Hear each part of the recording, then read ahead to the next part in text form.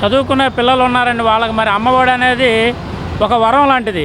మరి ఆ వరాన్ని వాళ్ళకి లేకుండా చేశారు. ఇప్పుడు అందరి దగ్గర కూడా డబ్బులు కట్టాలంటే డబ్బులు ఉండవు కదండి. మరి అమ్మఒడి కనీసం దాన్నన్నా అమలు చేస్తే ఆ పేద ప్రజలు కొద్దిగా పేదవాళ్ళ పిల్లలు చదువుకుంటా కొద్దిగా మనకి వాళ్ళ భవిష్యత్తు బాగుంటుందని మా ఆలోచన అండి.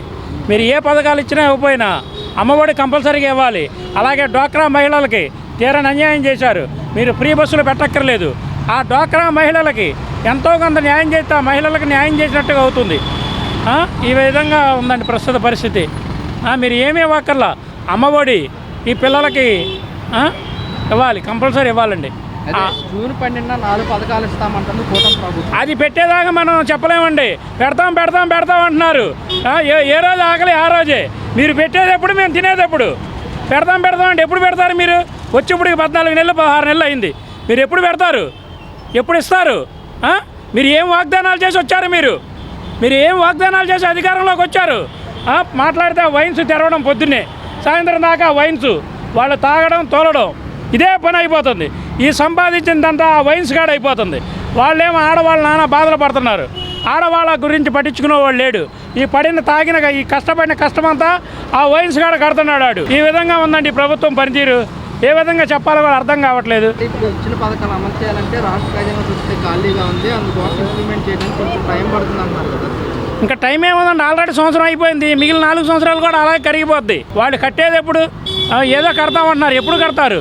ఒక చిన్న ఇల్లు కట్టుకోవాలంటే మనకి 2 సంవత్సరాలు, సంవత్సరంన్నర పడుతుంది. వాడు పెద్ద దాన్ని అంతా డెవలప్ చేస్తాడు. ఎప్పుడు చేస్తాడు?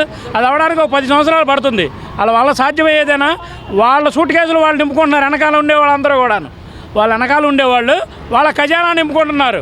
ప్రతి చోట షాపులు ఏంటి కానీ వాళ్ళ హవా సాగించుకుంటున్నారు. బిషన్ రోడ్ ఏంటి కానీ వాళ్ళ హవా, వాళ్ళు కడుపు నింపుకుంటాం, వాళ్ళ మొత్తం కూడా వాళ్ళు దోసుకోవడమే సరిపోతుందండి. ఈ సపరేట్గా మనం చెప్పాల్సింది ఏం లేదు, ప్రజలందరికీ తెలిసిందే.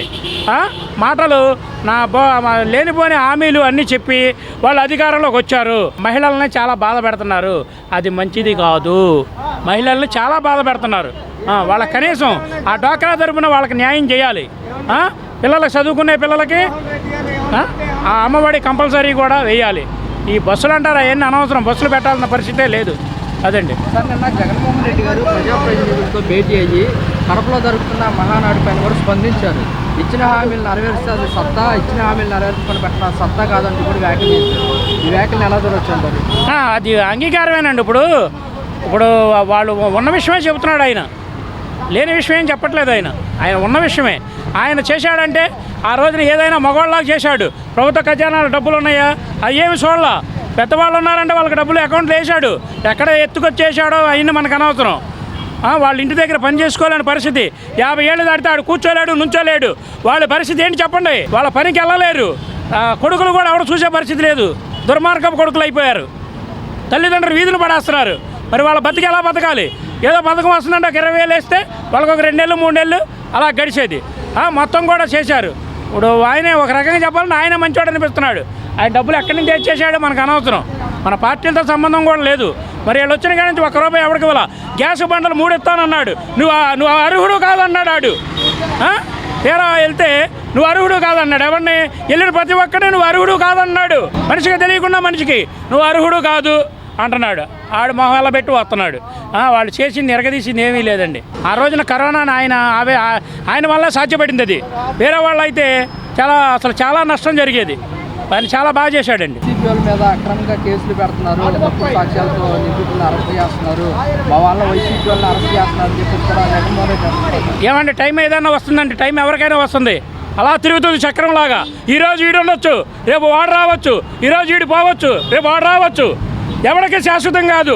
ఇది మనం గెలిపిస్తే ఎక్కారు వాళ్ళు, గెలిచాక ఒక రకంగా చేస్తున్నారు. గెలవనంతసేపు మన ఓట్లు తిరుగుతున్నారు. నా కొడుకులు కారులు ఎక్కి తిరగడం, మన ప్రజాధనం అంతా కూడా వృధా అయిపోతుంది. వాడి కారు ఫ్రీ, ఇల్లు ఫ్రీ, ఆయిల్ ఫ్రీ, అన్నీ ఫ్రీ ఫ్రీ ఫ్రీ ఫ్రీ నా కొడుకులకి. ఎంత దుర్మార్గంగా ఉంది ప్రభుత్వాలు.